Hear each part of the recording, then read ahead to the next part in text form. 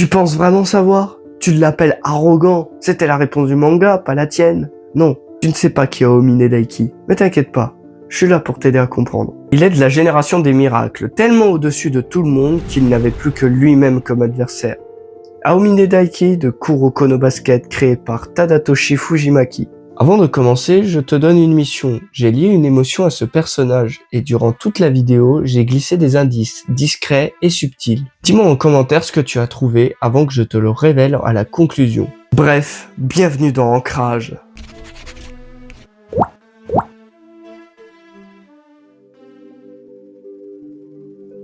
Il a grandi avec un ballon et une amie qui s'appelle Satsuki Momoi. Ils ont beaucoup joué ensemble. Elle était là, jusqu'au point où elle deviendra manager de son équipe pour rester près de lui. Les gamins de son âge, trop lents, trop limités, trop nuls, beaucoup trop nuls. Alors, il est allé chercher ailleurs des joueurs de rue, des mecs 2 fois plus grands que lui, des vrais adultes, et pour la première fois, il avait enfin quelqu'un de sa trempe. Il s'en foutait de la taille ou de l'âge, tant qu'ils étaient bons, Aomine jouait.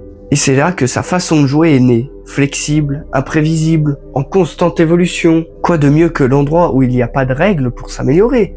Juste l'adaptation, juste l'instinct, juste lui. Sauf qu'à 12 ans, il battait ses adultes. En première année, 4 de toute la promotion passent en équipe A. Seijuro Akashi, Atsushi Murasakibara, Shintaro Midorima et bien sûr Daiki Aomine. Mais pour eux, ce n'était qu'une formalité. Un soir, le gymnase principal est plein et Aomine décide d'aller dans un autre. Momoi lui dit qu'il est hanté, mais il l'ignore et entre. Et en entendant des bruits de ballons et voyant que personne n'est là, il commence à avoir peur. Quand soudainement... Salut. Quoi, c'était pas les conneries? Il y a vraiment un fantôme qui joue au basket ici? Non, c'est pas possible. Il devait sûrement y avoir un type qui s'entraînait et il a décampé quand je suis arrivé. En même temps, il y avait bien des bruits de ballon juste avant que j'ouvre la porte. Oh grand Bouddha, viens voir en aide, je regrette tout, je suis désolé, j'apporterai plus de magazines érotiques au collège, je pioncerai plus en cours, je pèterai plus sur mes potes pour rigoler. Arrière, esprit démoniaque. En discutant, Kuroko lui dit qu'il s'entraîne tous les soirs pour apprendre à mieux jouer au basket, mais qu'il reste nul. Aomine, qui est un prodige, aurait pu se moquer, mais à la place, il décide de l'encourager, car il respecte sa détermination au point où quand Kuroko lui dit qu'il abandonne le basket, Aomine lui dit de continuer, car il croit en lui. Depuis ces moments-là, les deux s'entraînent régulièrement ensemble, et quand Kuroko intègre enfin l'équipe A et devient titulaire dans l'équipe de Teiko, quelque chose se met en place. La puissance d'Aomine plus les passes invisibles de Kuroko est une équation que personne ne croyait possible, car la lumière aveuglante d'un prodige ne fait qu'augmenter le potentiel de son ombre. En deuxième année, Ryota Kise entre dans le lycée de Teiko, un prodige lui aussi dans les sports qu'il essaye. Mais quand il voit le jeu d'un vrai prodige comme Aomine, il a un déclic. Il veut jouer au basket, il veut surpasser ce monstre de puissance. Ensemble, ils jouent et s'entraînent en faisant des 1 contre 1. Aomine devient son mentor au point où Kise progresse à vitesse grand V. Mais en même temps que être son mentor, il est un idole et un rival pour Kise Ryota. Maintenant, la génération des miracles est complète. Midorima et ses shoots inarrêtables. Murasakibara et sa taille et sa défense inarrêtables également. Akashi et son stratège d'empereur. Kise et ses copies parfaites. Aomine, le champion de l'équipe Teiko. Après les entraînements, ils sortent ensemble pour rire et prendre des glaces, au point de devenir plus qu'une équipe. Une bande instoppable qui fait de Teiko le collège le plus puissant. Du jour au lendemain, sans explication, quelque chose éclot dans le jeu d'Aomine, comme si une graine avait attendu le bon moment pour tout changer. Les 5 membres de la génération des miracles sont tous excellents, mais là on atteint un niveau qui est terrifiant même pour les 4 autres prodiges. Les scores de Teiko deviennent ridicules, 3 fois plus de points que l'adversaire, parfois 5 fois plus. Et un jour, leur équipe obtient 200 points. Donc on se dit, ok, on divise par 5, ça fait 40 chacun. Maintenant on enlève Kuroko qui ne sait pas shooter. 200 divisé par 4, ça fait 50 points. Sauf que non, durant ce match, Aomine sur les 200 points, on a marqué 100. La moitié des points, c'est lui. Tu sais c'est quoi le problème quand t'es le meilleur? Le problème quand t'es imbattable, c'est que les gens arrêtent d'essayer. Les adversaires entrent sur le terrain, voient Aomine et quelque chose dans leurs yeux change. Pas de la peur, de la résignance. Ils savent déjà qu'ils ont perdu. À quoi bon essayer? Et Aomine attend un geste, une percée, quelque chose, bordel, pour qu'il puisse s'amuser et s'améliorer. Mais y a rien. Il commence à sécher les entraînements, car il est juste trop fort, et à quoi bon s'améliorer si on est déjà le meilleur? Kuroko le confronte, mais Aomine lui répond que le jeu est juste devenu ennuyeux pour lui. Tout d'abord, Aomine est un de ces joueurs qui aiment le basket plus que tout au monde. Et ensuite, il n'a pas les mêmes objectifs que les autres. Son but est de trouver quelqu'un qui fasse jeu égal avec lui. Un rival digne de ce nom. Mais là, il surclasse tout le monde. Il y a un fossé entre lui et tous les joueurs qu'il a pu affronter. Kuroko insiste, il lui dit qu'un jour, il trouvera ses rivales. Et vu que Kuroko a très souvent raison, Aomine décide de le croire. Il recommence à s'entraîner sérieusement. Puis, il devient encore plus fort, mais les adversaires n'en peuvent plus, au point où ils bougent même plus face à lui. Car à quoi bon se battre quand on sait qu'on va perdre? Durant ce match, Aomine réalise, et il dit à Kuroko qu'il le respecte et croit en lui, mais que son rival ne viendra jamais. Et à ce moment-là, il dit sa phrase la plus célèbre. Le seul qui puisse me battre, c'est moi-même.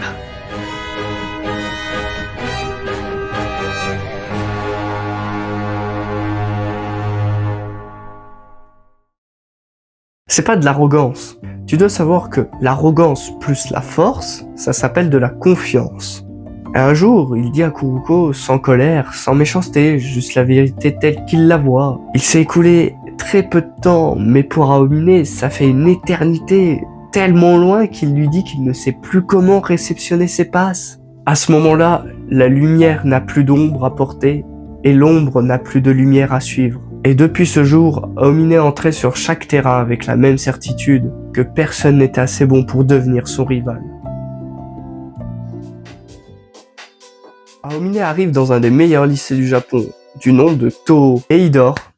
C'est pas une blague, il dort vraiment, sur le toit du lycée pour être précis, pour être tranquille à 100%, car en même temps au sommet il est le seul, donc personne va venir le faire chier. Son coach, Imayoshi, gère ça comme il peut. Il sait qu'Aomine peut débarquer à n'importe quel moment et faire gagner son équipe en dormant à moitié, donc il le laisse.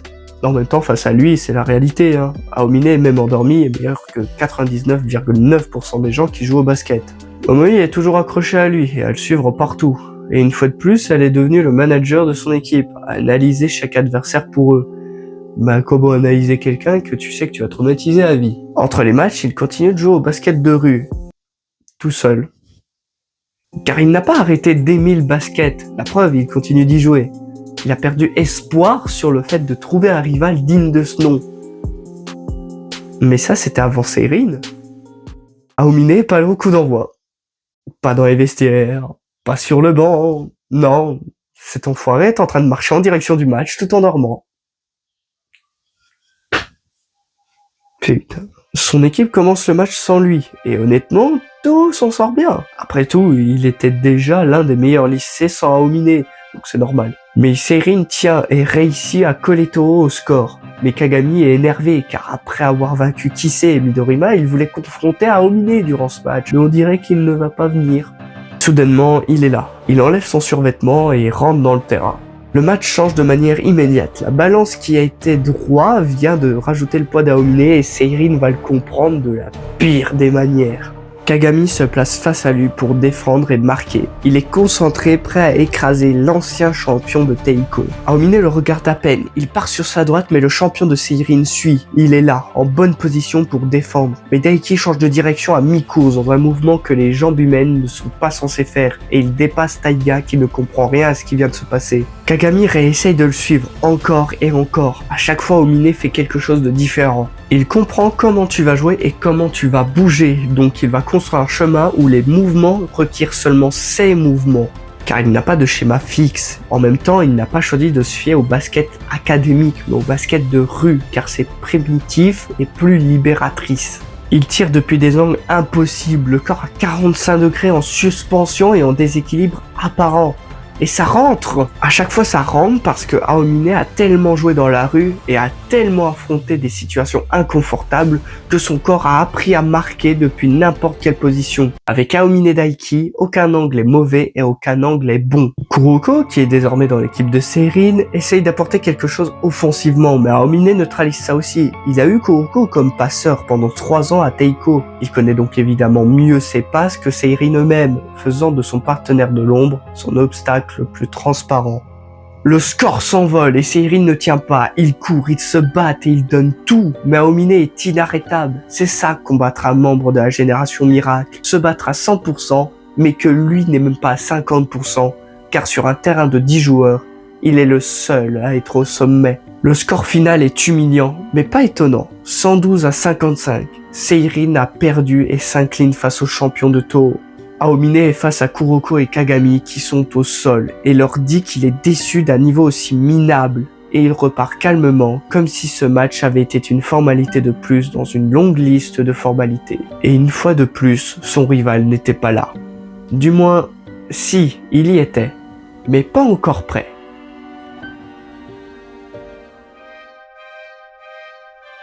La Winter Cup commence et Seirin doit combattre plusieurs adversaires et leur premier match est contre Toho. Leave me alone!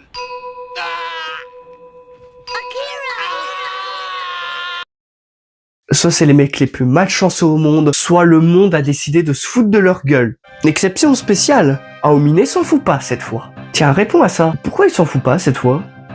La réponse, c'est que la génération miracle se sont fait une promesse à Teiko, que plus tard, ils s'affronteraient et ils verront qui est le meilleur d'entre eux. Donc Aomine s'en fout de Seirin, mais pas des matchs contre les autres membres de la génération des miracles.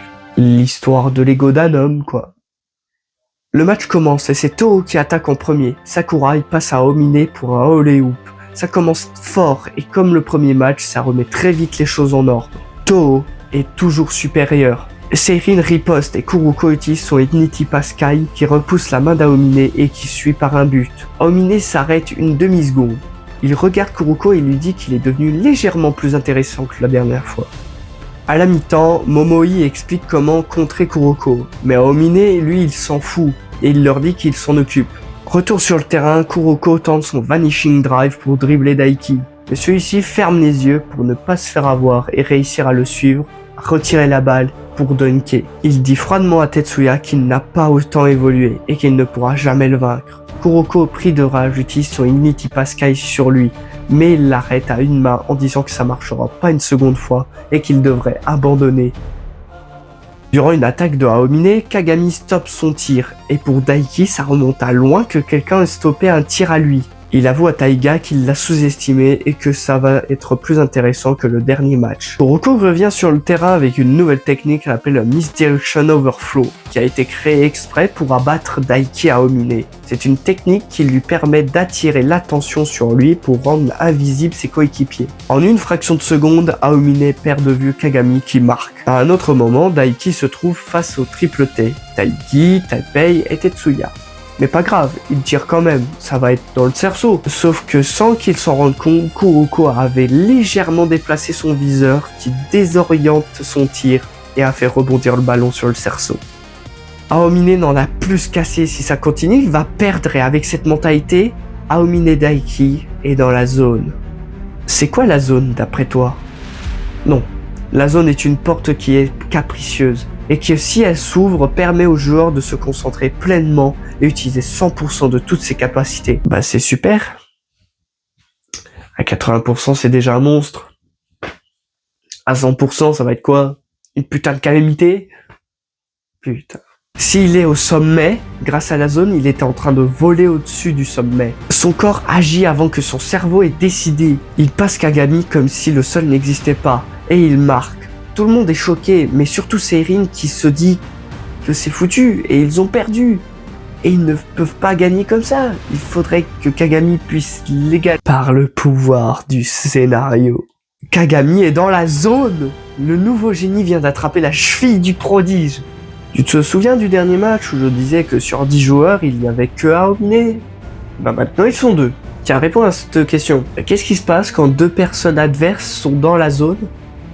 La réponse, c'est que les 8 autres joueurs ferment leur gueule et regardent. Aomine et Kagami se lancent dans un combat des dieux. Ils se renvoient coup par coup. Quand l'un marque, l'autre riposte et remarque derrière. Aux 5 dernières secondes du match, le score est à 99 sur 100 pour Toho.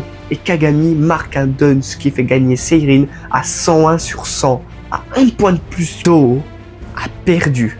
Et encore plus important, Aomine Daiki, le champion de Teiko, le champion de Toho, le prodige incompris, a été vaincu. Depuis ses débuts dans le basket, Aomine n'a pas connu la défaite. Et tu sais quoi? Kuroko, il avait raison. Daiki, il a trouvé son rival. Il reste sur le terrain, immobile, visage neutre. Le prodige a retrouvé les pieds sur terre et a découvert un nouveau sommet à escalader avec un rival à dépasser. Kuroko qui tient plus trop debout, hein. C'est ça de bord pendant le match en même temps, pauvre con. Il demande à Daiki de faire le geste qu'il n'avait pas fait le jour où il s'est éveillé. Aomine est surpris, mais il le fait. L'ancien Aomine est de retour. Aomine regarde la télé avec ses coéquipiers de Toho. Sur l'écran, la team Jabberwock affronte la team Strike. Mais c'est pire qu'une humiliation, car Nash et son équipe jouent avec eux. Aomine dit que c'est trop, mais Daiki comprend Jabberwock. Il vient de la rue, il sait ce que c'est que de chambrer un adversaire pendant un match. Il sait également que ça peut être très impressionnant si t'as la technique qui va avec. Mais là c'est différent, c'est du mépris total. Nash dit très clairement... C'est ridicule qu'un singe veuille devenir un sumo, pas vrai? Bah c'est un truc dans le genre qu'on vient de vivre, mes coéquipiers et moi. On a été forcés de jouer avec des macaques qui se prennent pour des basketteurs. Vous voulez un message? Tout d'abord, commencez par prendre conscience que vous n'êtes que des singes. Et que les singes, ça ne devrait pas avoir le droit de toucher un ballon. Aomine trouve ça inacceptable de cracher comme ça sur le basket japonais que lui-même a dédicacé sa vie dessus. Kagetora Aida décide de faire un match qui opposera Jabberwock contre une équipe composée des meilleurs du Japon. Daiki Aomine, Ryota Kise, Shintaro Midorima, Seijuro Akashi, Atsushi Murasakibara, Taiga Kagami et Tetsuya Kuroko. Ensemble, ils forment les Warpal Swords. Le match commence et pendant les premières minutes, Aomine sort ses tirs déséquilibrés, imprévisibles et impossibles à anticiper. Ces tirs nés dans la rue, forgés sur des terrains sans règles que même les joueurs américains ont du mal à lire. Mais Jabberwock est trop fort et jouer contre eux, même en étant un monstre, n'est pas la meilleure stratégie. Aomine fait alors l'impensable, il fait une prise à deux avec Kise sur Silver. Ryota passe en mode copie parfaite et Daiki rentre dans la zone, bien que ça dure pas longtemps pour les deux. Momoi constate un truc. Oui, elle est encore là, j'y peux rien. Kise et Aomine jouent comme quand ils étaient à Teiko avant le réveil. Mais au bout d'un certain temps, Seijuro décide qu'il est temps d'en finir. Aomine retourne dans la zone, tandis que Akashi et Kagami rentrent eux aussi dans la zone. Daiki continue de sortir ses shoots de l'impossible, continue de prouver qu'il reste un monstre même face à plus fort que lui. Mais pour la première fois, ce monstre joue avec d'autres, et le match se termine avec Aomine et Kagami qui dunk sur Nash. Whirlpool Sword gagne. Dans les yeux d'Aomine, à la fin du match, il y a quelque chose de nouveau. Pas de la fierté, pas de l'arrogance, quelque chose de plus calme que ça, quelque chose qui ressemble à du soulagement. Comme si après des années à porter quelque chose de lourd, quelqu'un venait de lui proposer de partager le poids.